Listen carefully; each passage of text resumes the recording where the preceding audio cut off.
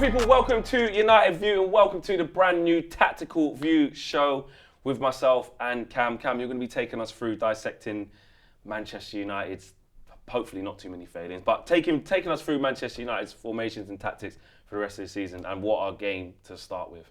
Yeah, I've been buzzing to get started. It's been a year in the making till we've got the show on. Last time was the 4-0 loss versus Brighton. This time wasn't quite so bad, but was still pretty shocking. So we'll get started then, talking about the way Brighton set up. And yeah, we know straight away, at the start of this video, we know Fred and Scott McTominay are not good enough. But the way Brighton set up made our limitations, made their problems so much worse than they would normally be. So they set up with a 3-4-3 formation, but what was different to the way most teams play it is that they had a box here in midfield, or a diamond in midfield, and their width came from the front three here. So normally with a 3-4-3, you see wing backs and the width comes across the midfield line. But here, because it was across the midfield, that was so congested, it made it really hard for McTominay and Fred to play out. And it meant that every time Brighton built with the ball from deep, there were so many options for all of their back three. They've got options in midfield, they've got options out wide, easy passes through, which made it really difficult for United. And a lot of people were talking about because Eric Ten Hag basically said we were surprised that they started going long as well. And it was like the in-game management or the in-game ability to be able to change or understand that was being done to them. We're trying to work on a plan A, let alone find a plan B for a team that we'd planned. It just shows all the failings of where we currently are right now, because it was a tough watch. Yeah, exactly. I think at times you've got to say Ten Hag, he's just come in. He's going to be focusing on trying to get United playing the way that will work against the vast majority of teams. On top of that, yeah, then you can start adapting things, but you've got to get that plan A set. You've got to get that framework built first. And because Brighton is such an unusual team in the way they play, it meant a lot of the things we've been trying in pre-season didn't really work or didn't work as well as we wanted. Some things worked better, but the vast majority of things didn't work as well as we wanted, and it caused us quite a few problems. Right, let's get into it. Let's pull up us, actually, so hit boards and bring us all up. Right, so where did it actually go wrong for us in trying to play out? So far under Eric Ten Hag, we've seen two modes really of playing out from the back from United, and one of them is particularly useful against pressing teams like Brighton. So what we try and do then is we try and bait the press by getting the centre-backs split here, and we get the full-backs really, really deep, which is in some ways unusual, but the idea then is you bait the Brighton team up, you try and force the press as much as you can, so these front three come up here. And what we needed to see against Brighton, given their shape, given that there were so many midfielders packed centrally here, there was a lot more space out here on the wings. And when things worked for United, in that early half an hour, when we did create chances, when we did get the ball forward, it was because whether it's Fernandes, whether it's Eriksen popping into these spaces here outside of their midfield, or the ball going into these areas here, outside of just behind of Rashford and Jadon Sancho here, these areas either side were the areas to target. When we targeted those areas, when we got the ball into those spaces, that's when things worked for us. But when we tried to play through the middle of the park, when sometimes Martinez got a ball in there, as soon as that happens, as soon as Fred gets that or McTominay gets that, swallowed up immediately by all four Brighton players. So that was the issue. We had too many Brighton players in that area. And so when we tried to play through midfield, it just didn't quite work. It's a case of partly the body shape from the midfielders not being quite right when they're dropping in to receive. Also partly because Ten Hag and United have worked so hard on preparing the team for what we'd face in most games, which is a 4-3-3, with not so many players in here, probably maybe McTominay and Fred are man marked, but man marked by one player. So even if you do slip him, it's not the end of the world. But then in this case, that happens. Caicedo, McAllister, pack into you. I think that second goal as well that they scored when McTominay loses it, because where is he? He's here with the ball, isn't he? Yeah. And he thinks, right, I tell you what, I'm going to try and travel with the ball. He gets, I think it's Caicedo's near him, and someone else takes it. Him and Eriksen are on top of each other. And what happened that went so wrong there, and it was a big problem for United throughout, was that when you leave Fred as the deepest midfielder, if there's Brighton players on rushing, so I think whoever it was, Caicedo with the ball, whichever one it was, Fred decided in this position here, obviously the centre-backs are a bit higher up, but Fred's decided, you know what, even though there's this guy running forward, this guy running forward, this guy running forward, I'm going to go in and press the ball. Even though my midfield colleagues are already all ahead of the ball and they're not going to be able to get back, I'm going to go in there and press the ball. So it's such an easy decision for Caicedo. Slip that into Gross, straight through on the defence. That's actually a really good point, because I think even was Gary Neville saying it, or was Scholes saying it? He was saying, like, you look at the goals that we conceded, Fred and McTominay running back towards our own goal. Yeah. And also we've played a lot of the times with Fred and McTominay like this, haven't we? And Bruno like that. That wasn't even happening yesterday. And throughout the tour, it has been one sitting, and he's asking McTominay to go up and be another 8. Okay, we'll take Christian Eriksen out for a quick bit there. But you're asking a lot from Fred to be able to do that. But I get it, there's nobody else. Yeah. Exactly. I mean, the point is, what Ten Hag's trying to do is he needs midfielders on different lines. So Fred on this line here, McTominay up here, higher up the pitch. So it gives these players, when we're playing out from the back, more targets so we can actually play the ball forward. That's the idea. That's what we're trying to do. And the problem is, McTominay normally, defensively at least, he's better off in this position because he's better at sitting where he is and sort of protecting his zone. And even that is like limited. Even that, he lets runners past him. So you're saying you'd rather see him there so we can see more rather than be up there? The tough bit is defensively, McTominay's better in this role because he sits in his zone and yeah, he lets runners run past him sometimes, but at least he sits there where you left him. He stays where you left him. It's a low bar, but out of those two defensively, I'd rather have McTominay there. The problem is, we're supposed to be a team that imposes ourselves on the ball, impose ourselves on the opposition. McTominay cannot get on the half turn here. He cannot pick the ball up, dropping deep in this space here. If Maguire's trying to find the ball through, he can't be running towards his own goal, get on the half turn and play that ball out. He doesn't have the technique for that. He and can't neither do could it. Fred, which we saw on his right foot as well. Fred on his right foot can't do it either. So this is the point. You need to get Ten Hag some signings because these guys are playing in these roles and they're not good enough for those roles. And a massive part of the problem is they're not good enough normally when they're playing possibly man to man. But when they've got two men on each one, it's even worse. So Brighton congesting the midfield here made things so much worse. How difficult was it with this man here? Because, okay, cool. We know the qualities Eriksen can bring. We were dealt a bad card yesterday because Ronaldo wasn't fit enough to start the game and there's no Martial.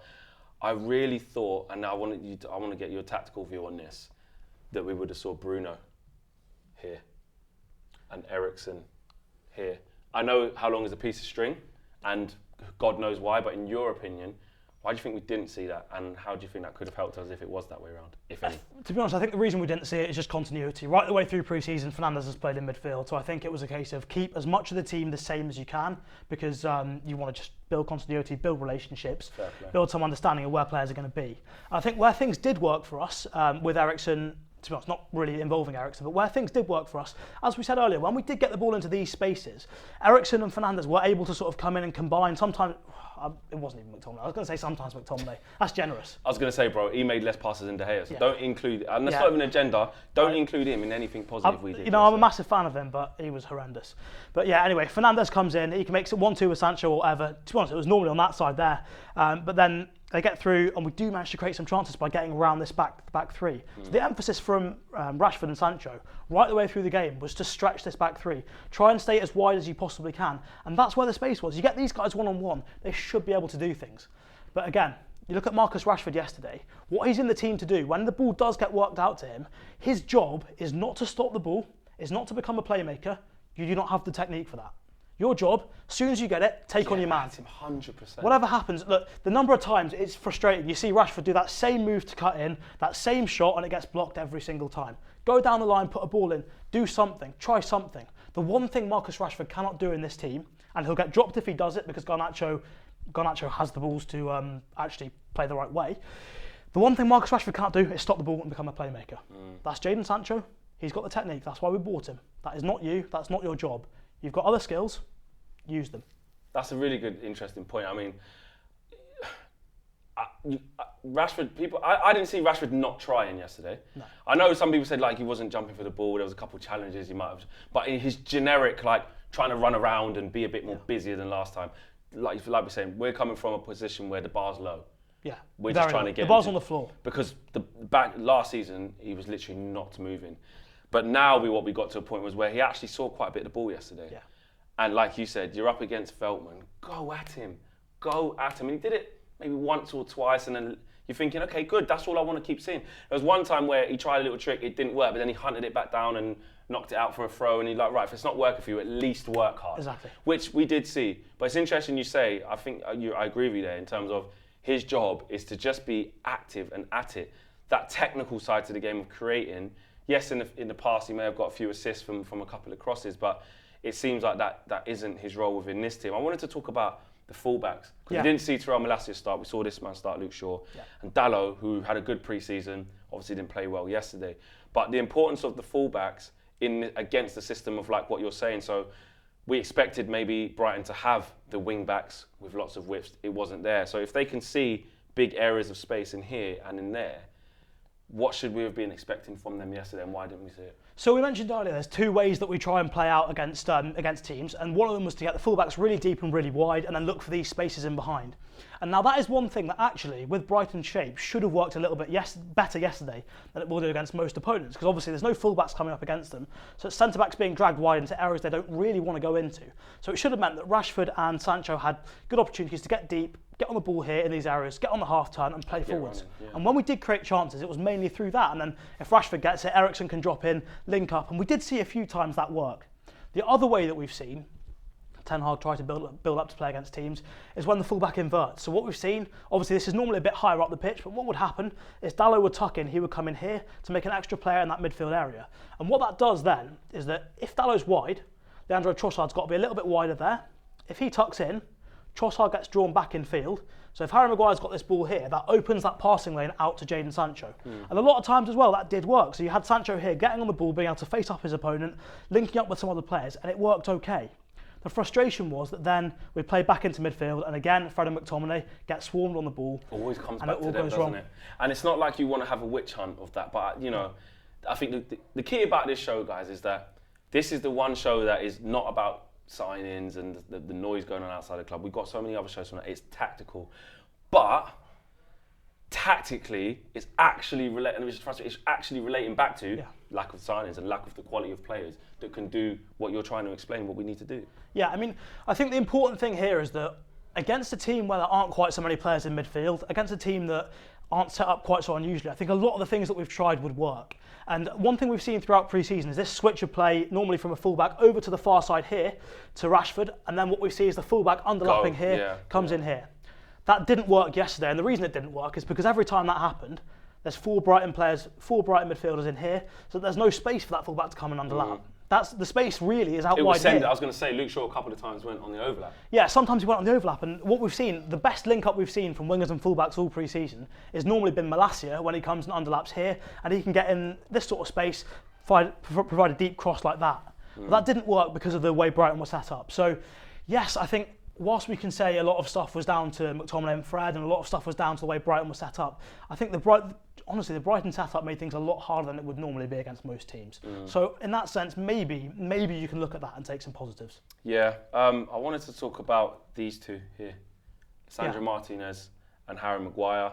He was at the game, obviously. We was at the game yesterday, and quite a lot of people at the game said that these two played all right. Like, he got away with one penalty, definite penalty, and I saw in his game a couple of times, especially early on in the half, plucking it down out the sky, being calm. And then what I liked about, because I'll talk about the things I liked and I didn't like, what I liked about Martinez is sometimes he would get the ball in this situation with somebody coming down, and instead of panicking and hooking it, what he would do was find a pass into there. Do you know what I mean? Whether it was McTominay coming in there, find a pass into there, whether it was Bruno coming in there, he looking to pass in between the lines and say, right, go play. And I think you said it in your fan view, you said the problem what we've got is that now we've got one of our centre-backs are technically better on the ball than both of our central midfielders. That's a problem. But then other times, he was taking a little bit long on the ball. This guy would come and rush him, and he probably got a little bit of baptism of fire. So, fine. But in terms of these two, a lot of people on social media were saying he played awful, Harry Maguire. How did you see these two as a collective and him as an individual? So actually at the game yesterday, from what I saw in the first half, so I sit in the Stretford end, so first half I was behind the United defence, so I saw so many times Martinez bringing the ball down perfectly, great control, and he's got so much composure to play out from the back, and he looked really, really good. What I didn't see right down the other end was the Welbeck penalty shout. Yeah, and I think a few of his Harry moments, definitely I saw more when I watched it back on TV. But Harry Maguire, I thought was fantastic at the game yesterday. And watching it back on TV, I know people on social media are giving him abuse, but for me, what I watched on TV, what I saw at the game, Maguire was pretty good all game. I can't really, yes, he maybe played them on time for the goal, but it was such a small margin. I think for the majority of the game, he was good in the air, good with the ball at his feet, had a few occasions where he carried it through midfield really nicely. Yeah. I think it was a good performance from him. I think the weakness is elsewhere. But back on Martinez then, when he's finding balls through the lines here, the reason this is so valuable when he's finding balls into here is that because he's got into midfield, everyone in the Brighton team, or maybe less so because they're all centre mids here, but against most teams, if you can find the ball into midfield, it forces the players out wide to tighten up. If the ball's in the centre, everyone's got to come narrower, and what that means is Luke Shaw, Marcus Rashford, Dalot and Sancho, they've got more time and more space out wide. And that's so valuable, because if you give these guys, or if you give wingers and fullbacks in most teams space, they can create something, they can offer something. And that's why you need good players out wide so they can do that. But to do that, you need players in the midfield that can handle the ball and actually move it out wide. So the problem is, if McTominay and Fred aren't good enough, there's more pressure on the fullbacks because teams don't have to tighten up as much. They can trust that that first player is going to nick it off Fred, which means the fullbacks are under more pressure. So this is why I say quite often, the first priority to replace has got to be those guys. But if you're not going to replace those guys, then you've got to improve on Dalot, you've got to improve on Marcus Rashford, because they're going to be tested more. They're going to be under more pressure. If you can attract more pressure to the wings because you've got better wingers, maybe you have a bit more time in the centre of the park. So yeah, we can look at players in isolation, but really it's about the whole game, how everything fits together. And at the moment, it's not working. And another big part of that yesterday was Anthony Martial missing. Massive, massive part of that. His runs in behind have been really useful in terms of stretching the defence. He was doing everything Welbeck was doing everything that Martial had been doing on tour. Yeah. Hold up play, knowing when to run. You know, you look at the goal that was scored. These two are quite narrow, and he just goes into there, doesn't he? He goes into there. The ball comes through. He ends up here, and then he crosses it and they score. But Martial was giving us that, wasn't he? Exactly. I mean, right the way through, he's been running in behind all the time. His link-up play is incredible. He's really, really good at dropping deep, taking a defender with him. And what it is with Martial, and Ronaldo, to be fair, he did it a couple of times yesterday.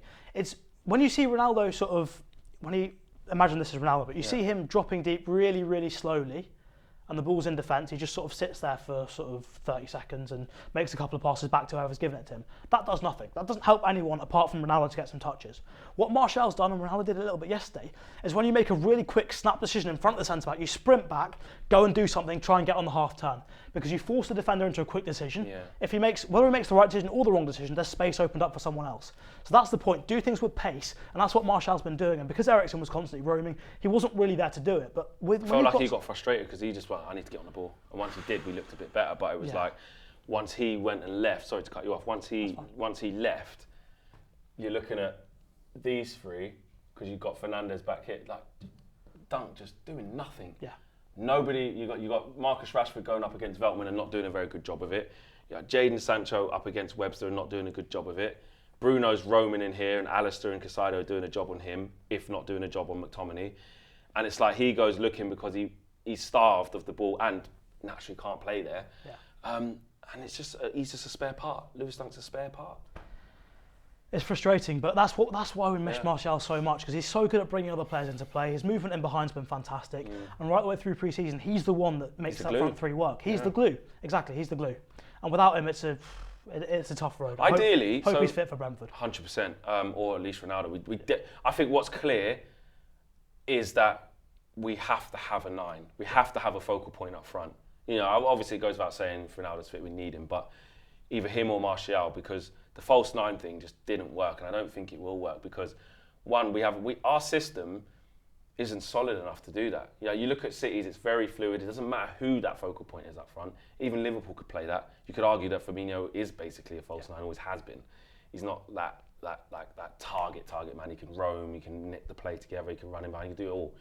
But I just feel that we're in massive, massive trouble if we're asking Bruno to be here and make things happen, or if we're asking Eriksen to be there for the next game against Brentford. I just can't see it happening.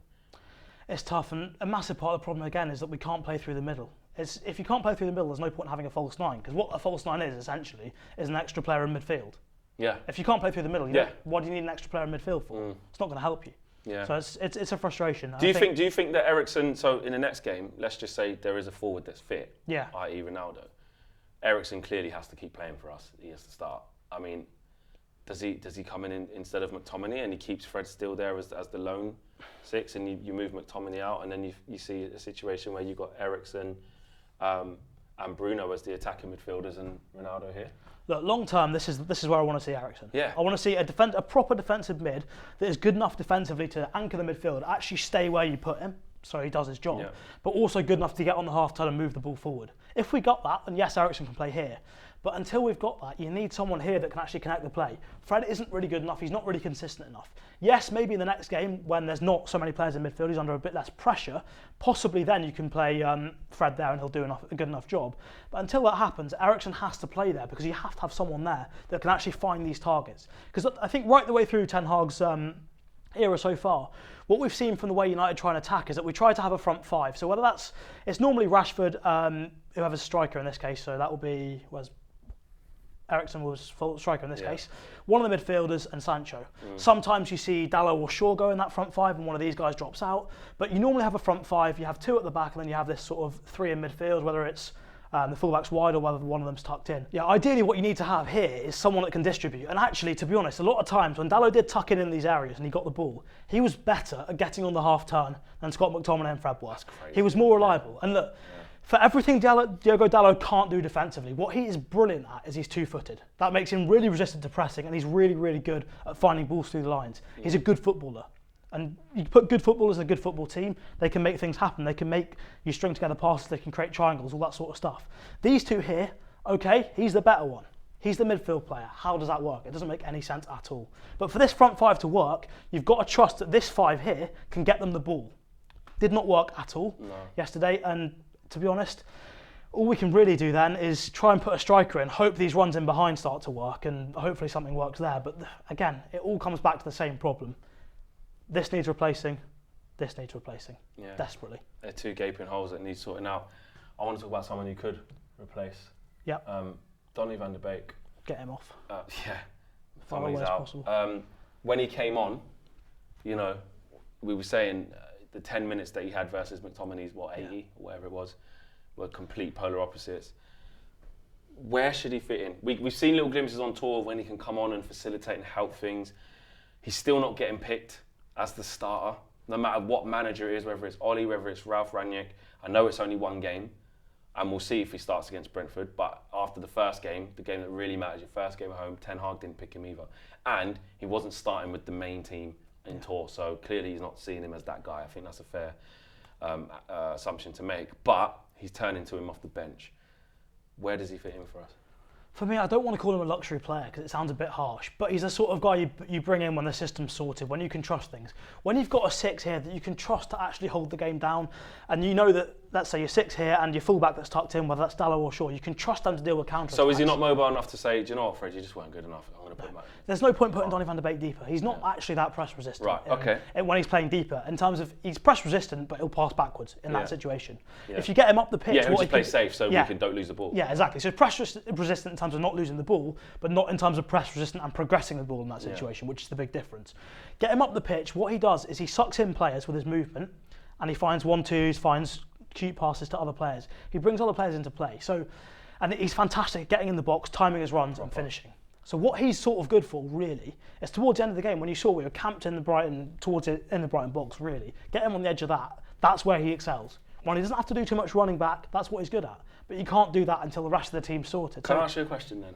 Yeah. In your opinion, yeah, Cam's opinion, and you guys at home, let us know what you guys think about this. Would we play better as a team, right, hear me out on this, would we play better as a team if you didn't have Bruno, right, and you had Donny van de Beek, Christian Eriksen, okay, cool, I get what's going on with Fred, you're saying who else is going to do that, we know that's an issue, but just take that out. Right now, against Brentford, with how we want to play, I'm not just trying to put an agenda against Fernandes or we spoke about McTominay already. I'm just asking the question: would the team be better balanced? Would that be something you would like to see? Because arguably from the first game, and just Bruno in general since he signed that new contract has not been great. Let's just be honest. Of course, there's time to build for the new season, but do you think there's any mileage in seeing a midfield three of them? I think what you get with these three is that they'll keep hold of the ball better, which means you have fewer transitions to deal with. The opposition should have less of the ball because they don't turn it over as much, which should mean possibly that you can get away with playing these two. But the problem is that we saw for both goals, Fred randomly deciding to go and press someone when there's multiple players running past him. You can't trust him to make the right decision. And if you can't trust him to make the right decision, you're relying on this guy and this guy to do the recovering, and they can't do that. No. They're not mobile enough, they're not quick enough, and Van der Beek in particular doesn't really anticipate things quickly enough defensively to get back and recover. So that's the problem there. I think if you, sounds strange, but I think if you put McTominay in there and somehow find a way to make him be able to pass the ball forwards into these guys, then yeah, he can sit there. So yeah, yeah. I mean, square pegs in round holes, really. And all our midfielders are square pegs in round holes. But yeah, if you can get an anchor there that does the right job, yeah, then you can play these two. But without that, I think it's just asking to get beaten, really. And what is going on with him right now? What did you make of him yesterday? And what do you think needs to happen with his role under Ten Hag? It's frustrating. I think at the top level, coaching is mostly about training the minds of the players. And you can see, to be fair, from what Ten Hag's done so far, we look 10 times better on the ball than we did last season already. A lot of 1 and 2 touch passes, a lot of times when even when Maguire and Martinez have got the ball at the back, they're not looking up, looking around, begging for an option. Where's that coming from? They know where it's going to be. They know that if Jadon Sancho is marked by Webster, he's marked tightly or whatever, then they know that Dallow's either here or Dallow will be in there or whatever. They know there's a structure. They know what they should be looking for, which is a really good sign. But at the same time... Sorry, just quickly before you do that. Yeah. Every single positive that you've mentioned just comes right back with the direct failing of it and the negative. But yeah. It's the same every time. But at least I think on the plus side, there are positive signs-ish. Things can be getting better. Things might be improving. We can see a structure which is massive. And I think in terms of Fernandes, last season, when we relied heavily on individual performances, Rashford, Fernandes, if one of them has a bad game, the whole team is screwed. Yesterday, McTominay, Fred, probably Fernandes had bad games. Yeah. We still created chances, and for the most part, apart from that terrible 15 minutes where you can see... And then that made the game go. Yeah. The mentality of the players, as soon as that 15 minutes happened, they reverted to type. And for Martinez, reverting to type is bringing the ball down, trying to play in probably at times when you shouldn't. And for others, that's hoofing the ball, getting rid of it. Maguire, when he had time to bring the ball down, heads it away back into a Brighton player. Goals change games. Yeah, it makes a big difference. Mentally, these guys aren't able to cope with setbacks. If we'd scored a couple of goals early on, different game, we may well go and win it. They'll be on the ball, they'll be expressing themselves 100%. Exactly, we may well go and win it. And that's the big thing. I think Fernandes is he's a confidence player, but also in terms of changing him into the sort of player we need for this system, you have to mould him mentally. You have to be... Ten Hag will have to be harsh with him in training. I'm not sure. I've said it so many times about Bruno, right? I love Bruno, and I think he's had a great impact since he's come, and then lost his way a little bit in a chaotic side, and he's been part of the mess. I'm not excusing him, but I just worry that you can't change him. Because in order to get the best out of Bruno and how we want to play under Ten Hag, in my opinion, he's got to look after the ball a lot better than he does, and he's got to impact games. And I don't see Bruno Fernandes as somebody who helps you keep control of a game.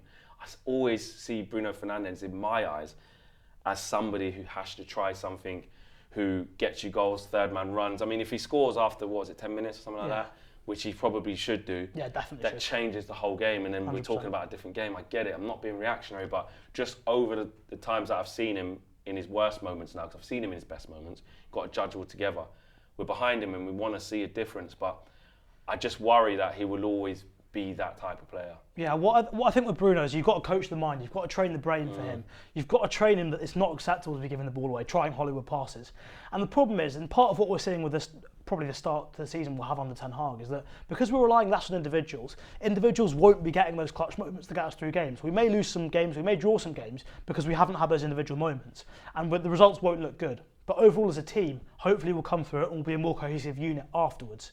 So the problem is you've got to coach that out of Bruno, and that may cost us in the short term, but it's short-term pain for long-term gain. That's the point here. That's what's really important. And to coach him out of this, what you've got to do, every time he's on the training pitch and he tries a stupid pass instead of keeping the ball, and it goes out of play or whatever, take him off.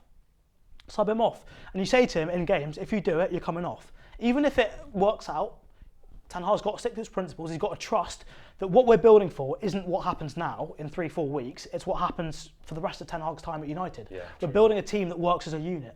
Even if it works one time from Fernandes, you've got to make the right decision, because if you want something that works 9 times out of 10, that's the team working together, not individuals doing their own thing.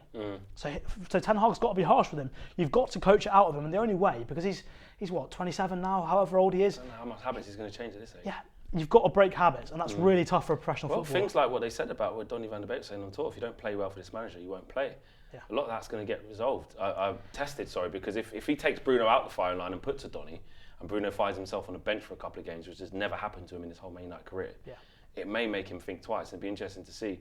I also wanted to say though, as just listening to you there, talking about things from a tactical perspective, you almost do have to separate the two things of it's about what happens in the long run versus what happens, because obviously we've got all this stuff with, okay, we're linked to Arnautovic, it's a disgrace, you know, looking at Rabiot, it's a disgrace, you know, all these lack of planning and stuff like that, and Ten Hag having two hands behind his back.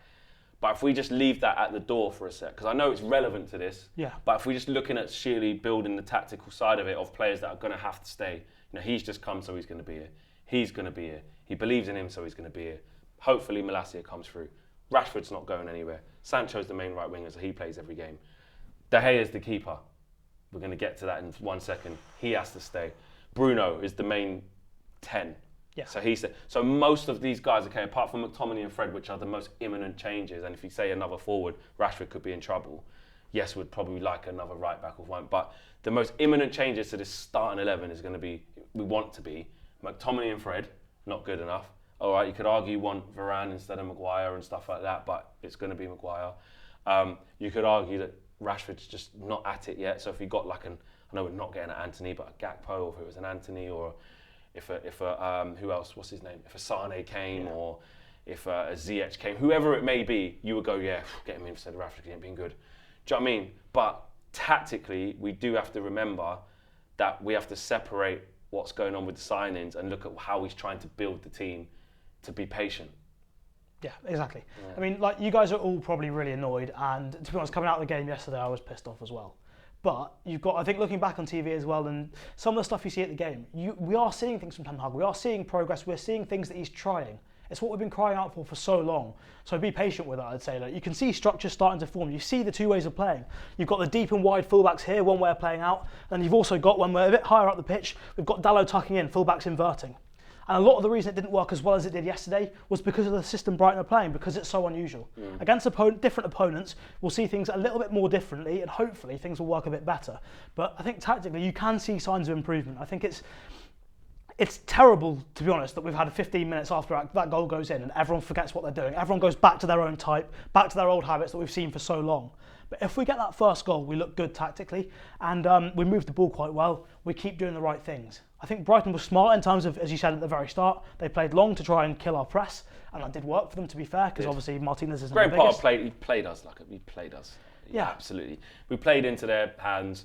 Their game plan was spot on. Fantastic manager, great group of players, understand exactly, so well drilled. That's without Cucurella and Basuma. No problem. Look, the Brighton system and the way they're coached brilliantly. I think behind City and Liverpool, they're one of the best in the Premier League in terms of the way they're coached. And really, this system, it's so unusual because every time they're on the ball, they've got so many options. They've got 4 players in midfield, they've got width out here, they've got a central striker. It's so unusual and so different to what basically every other team in world football plays. So it is going to give you different challenges. And part of, obviously, Ten Hag setting a team out to play what's going to happen most. He's getting his plan A sorted still. So there are going to be things that don't work. Just be patient with it, give it time, and hopefully we'll see an improvement. I think Brentford again next week. Yes, I know they play 3 at the back as well, but because they're more traditional with the wing backs normally, we should be able to see that ball out to Rashford, into Malacia or Shaw. Underlap should be working a bit better. Tell you what, has Thomas Frank seen anything, mate? We should be looking at it saying, I'll tell you what, all this week we're going to work on what Brighton does. The good thing is, what Brighton are doing, they've been working on it for so long. Yeah, you can't just try That's not something, it's such a different and unusual system, you can't just do it straight away. Final thing I wanted to mention, in terms of defensively, I thought for the first half hour and a large part of the second half, we did track back quite well, and we've criticised Rashford and Sancho a lot for not tracking back. For me, I'll give them a free pass yesterday because in that 15 minutes in particular, at the end of the first half, where the goals were conceded, the times that they weren't tracking back were, again, because of Brighton's system.